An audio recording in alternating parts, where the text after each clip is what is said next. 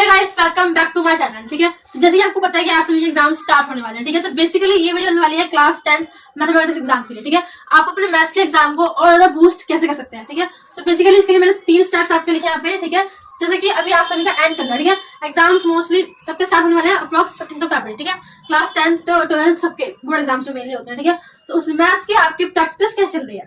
I hope आप सभी की जो प्रैक्टिस है पूरी तरह से कंप्लीट हो चुकी होगी इस टाइम तक। ठीक है, और दूसरी चीज, आई होप आप लोगों ने एक फॉर्मल नोटबुक जरूर बनाई होगी। अब फॉर्मल नोटबुक क्या होता है, इसका मतलब है कि आप सभी को, अगर आपने बनानी है तो बहुत अच्छी बात है, नहीं बनाई तो आप अभी बना सकते हैं। You have time. ठीक है, आप लोग क्या करना, कोई भी एक 10 या 20 रुपए नोटबुक खरीदनी है। ठीक है, और उसमें चैप्टर वाइज जितने भी इंपॉर्टेंट फॉर्मुलाज जो कि आपके क्वेश्चन में यूज होंगे उनको आपको लिखना है। ठीक है, सिंपल सी बात है, आप एक छोटी सी बुक नोटबुक ले लीजिए। ठीक है, जैसे हम चैप्टर स्टार्ट किया, जैसे चैप्टर 1।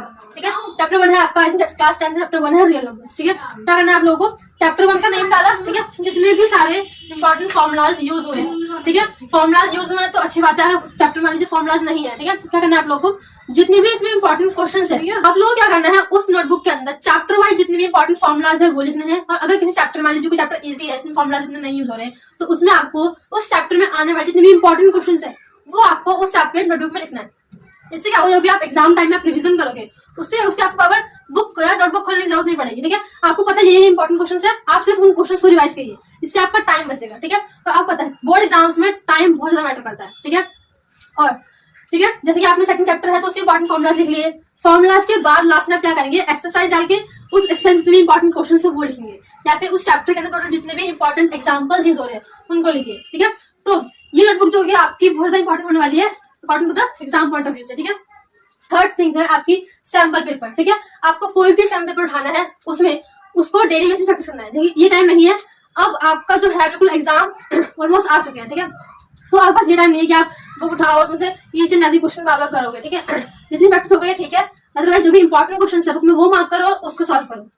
तो आपको वो भी हो चुका है, तो क्या करेंगे, इंपॉर्टेंट क्वेश्चन तो हो गए आपके। ठीक है, सैम्पल पेपर को उठाइए और उसको सॉल्व करना स्टार्ट कीजिए। ठीक है, फिर आप उसके जो आपको इंपॉर्टेंट क्वेश्चन लग रहे हैं उसको मार्क करिए, उसको उस नोटबुक में लिखिए। ठीक है, ठीक है, ठीक है, और लास्ट चीज है आपकी प्रेजेंटेशन। ठीक है, मैथ्स के एग्जाम में प्रेजेंटेशन तो किसी भी एग्जाम में बहुत ज्यादा मैटर करती है। ठीक है, अगर आपको मान लीजिए आपको सारे क्वेश्चन आते हैं, ठीक है, सारे फॉर्मुलाज आते हैं, आपको सब कुछ याद है, बट अगर आप एग्जाम में प्रेजेंटेशन इतनी अच्छी नहीं कर पाए तो उस चीज का कोई फायदा नहीं है। ठीक है, मान लीजिए अगर आपके सब कुछ आता है आपको, ठीक है, आपके 90 मार्क्स आने वाले थे, but just because of your presentation आपके मार्क्स जो है वो गिर सकते हैं, 60 to 70 पे भी आ सकते हैं। ठीक है, तो please focus on your presentation also. ठीक है, मैथ्स के एग्जाम में आपकी प्रैक्टिस अब तक हो जानी चाहिए सारी। ठीक है, फॉर्मल नोटबुक आपकी पूरी से रेडी होनी चाहिए। ठीक है, सैम्पल हो जाना चाहिए। देखो, बुक के लिए आप क्या करना है, बेसिकली आपको एनसीईआरटी पूरी तरह कंप्लीट होनी चाहिए। ठीक है, एनसीईआरटी के अलावा अगर आप लोगों ने आयुष्मान की है तो बहुत अच्छी बात है, अगर आपने आयुष्मान नहीं की है तो उसके अलावा यहाँ बस एनसीईआरटी एग्जाम्पलर, 2 सबसे ज्यादा इंपॉर्टेंट बुक्स हैं आप बच्चों के लिए।